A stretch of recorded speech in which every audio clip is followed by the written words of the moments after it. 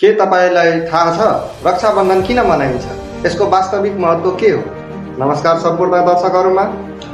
हाम्रो संस्कार, संस्कृति र पारिवारिक सम्बन्धलाई अझ बलियो बनाउने एउटा विशेष पर्व हो रक्षाबन्धन। दाजुभाइ र दिदीबहिनी बीचको प्रेम, विश्वास र जिम्मेवारीलाई सम्झाउने यो पर्व नेपाल तथा भारतको विभिन्न समुदायमा विशेष उत्साहका साथ मनाइन्छ। आजको यस भिडियोमा हामी रक्षाबन्धनको इतिहास, यसको महत्त्वबारे सरल तरिकाले चर्चा गर्नेछौँ। कृपया भिडियो धैर्यता साथ अन्त्यसम्म हेरिदिनुहोला। सर्वप्रथम कुरा गरौँ, रक्षाबन्धन भनेको के हो?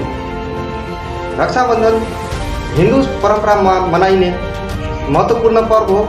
यस दिन दिदीबहिनीहरूले आफ्ना दाजुभाइहरूको हातमा राखी बाँधेर उनीहरूको सुख, शान्ति, समृद्धि र दीर्घायु भविष्यको कामना गर्छ। दाजुभाइले पनि दिदीबहिनीलाई माया, सम्मान र आवश्यक पर्दा सहयोग गर्ने प्रतिबद्धताको प्रतीकका रूपमा उपहार दिने तथा उनीहरूको साथ दिने परम्परा रहेको छ। अब कुरा गरौँ, रक्षाबन्धन किन मनाइन्छ? रक्षाबन्धन शब्दको अर्थ नै रक्षाको बन्धन अर्थात् सुरक्षा र सम्बन्धको प्रतीकात्मक बन्धन हो। यस पर्वले दाजुभाइ र दिदीबहिनीहरू बीचको आत्मीय सम्बन्धलाई अझ बलियो बनाउने उद्देश्य राख्छ।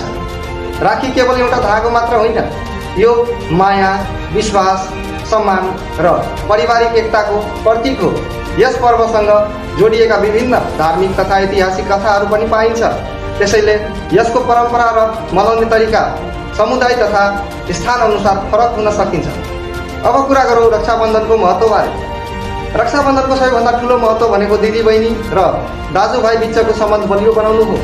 आजको व्यस्त जीवनमा परिवारका सदस्यहरूबीच दूरी बढ्न सक्छ। यस्तो अवस्थामा रक्षाबन्धनले दाजुभाइ र दिदीबहिनीलाई एकै ठाउँमा ल्याउने, पुरानो सम्झना ताजा बनाउने र आपसी पारिवारिक सम्बन्धलाई अझ नजिक बनाउने अवसर दिन्छ। यस पर्वले हामीलाई केही मुख्य तथा महत्त्वपूर्ण सन्देश पनि दिन्छ। पहिलो, परिवारमा प्रेम र सम्मान कायम राख्नुपर्छ। दोस्रो, सुख दुःखमा एकअर्कालाई साथ दिनुपर्छ। तेस्रो, हाम्रो परम्परा केवल रगतको नाताले मात्र होइन, आपसी विश्वास र सम्बन्धले पनि बलियो हुन्छ। त्यसैले राखी बाँध्नु एउटा धागो बाँध्ने पर्व मात्र होइन, यो माया बाँध्ने र पारिवारिक तथा दाजुभाइ र दिदीबहिनीको सम्बन्धलाई अझै बलियो बनाउने पर्व हो। हाम्रो संस्कृति र परम्पराको सुन्दर पक्षलाई नयाँ पुस्तासम्म पुर्याउनु पनि हाम्रो जिम्मेवारी हो। यदि तपाईँलाई यो भिडियो जानकारी र उपयोगी लाग्यो भने एक लाइक र सेयर गरी सम्पूर्ण नयाँ पुस्ता तथा देशवासीमा साझा गरिदिनुहोला। तपाईँहरूलाई रक्षाबन्धनको हार्दिक शुभकामना। धन्यवाद।